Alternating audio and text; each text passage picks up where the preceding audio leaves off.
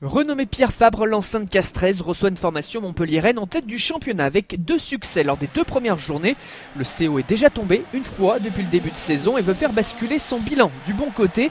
Mais les conditions climatiques sont difficiles. La pluie s'est invitée, on devine donc qu'il sera compliqué de proposer du jeu.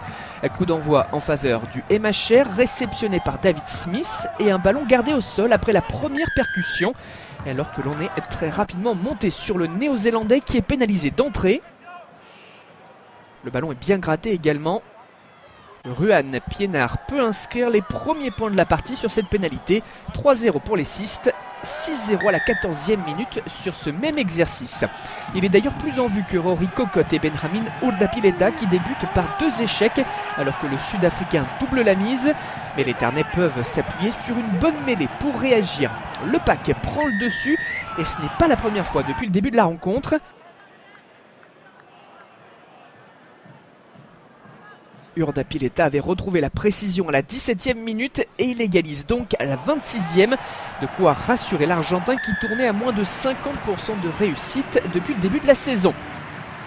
Le CO est à l'offensive. Anthony Gelon déchire le premier rideau et s'en va dans le dos de la défense. Il bute notamment sur Louis Picamol. Mais l'avancée est nette et la dynamique créée. Nouvelle charge de Mathieu Babillot. On fixe la défense du MHR qui a quand même eu le temps de se replacer. Rory Cocotte voit le surnombre possible sur les extérieurs et ressort des passes sautées. Julien Caminati qui sert Julien Dumora et l'arrière s'en va marquer le premier essai de la partie. Une action bien sentie tout comme le geste de Caminati pour attirer les 2 derniers défenseurs et libérer l'espace pour son arrière. 11-9 pour les Castrais au moment de regagner les vestiaires. Le second acte est plus fermé, plus pauvre en jeu, beaucoup de chandelles et un score de 17-15 alors que se profile la dernière ligne droite. Montpellier tente enfin sous l'impulsion de son arrière Henri Immelman de tous les bons coups et pour conclure un standard, Nemani Nadolo sur son aile et la puissance qui fait le reste pour s'en aller marquer l'essai qui crucifie Castres et notamment son arrière, Dumora sonné en voulant défendre sur l'ailier fidjien.